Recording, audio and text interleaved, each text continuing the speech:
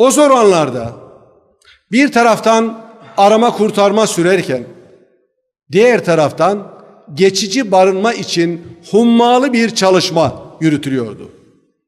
Bunun adı AFAD koordinasyonunda gerçekleştirilen dünyanın en büyük iyileştirme operasyonuydu. Önce çadırlar kuruldu. Bölgeye 1 milyon çadır sevk edildi.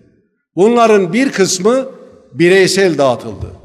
350 çadır kent alanında 645 bin çadır kurularak 2,5 milyon afetzedemize geçici barınma imkanı sağlandı.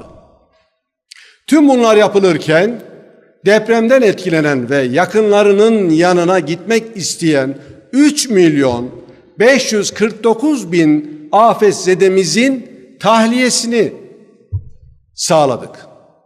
Yollar açıldı, köprüler kuruldu, ulaşım hatları yeniden işletildi.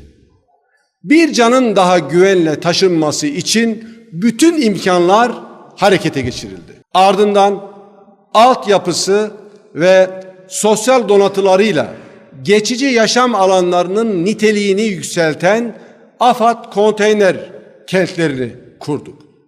11 ilimizde oluşturduğumuz 428 AFAD konteyner kentle 707 bin afetzedemizi misafir ettik. Barınma ihtiyacını karşılamada kira destekleriyle dünyada eşi az görülen bir kaynak tahsisi yaptık. Toplam 351.516 haneye 43,5 milyar TL'lik kira yardımı sağladık.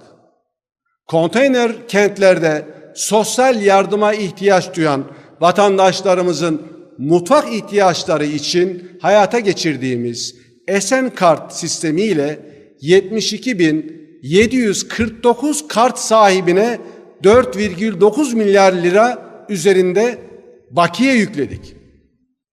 AFAD koordinasyonunda Cumhuriyet tarihinin en kapsamlı nakdi destek programlarını hayata geçirdik. Bu kapsamda 1.995.978 haneye 10 bin lira destek ödemesi ulaştırdık. 568.624 haneye 15 bin lira taşınma yardımı sağladık.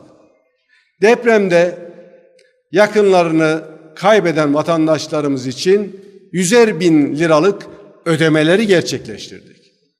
Tahliye sürecini kolaylaştırmak amacıyla 57 milyon TL'nin aşkın tahliye destek ödemesini afetzedelerimize ulaştırdık.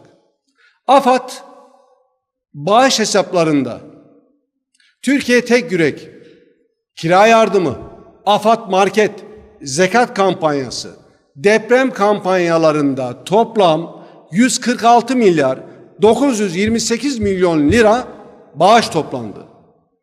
Depremzedelerimizin ihtiyaçları kapsamında 137 milyar 593 milyon lira bugüne kadar harcandı.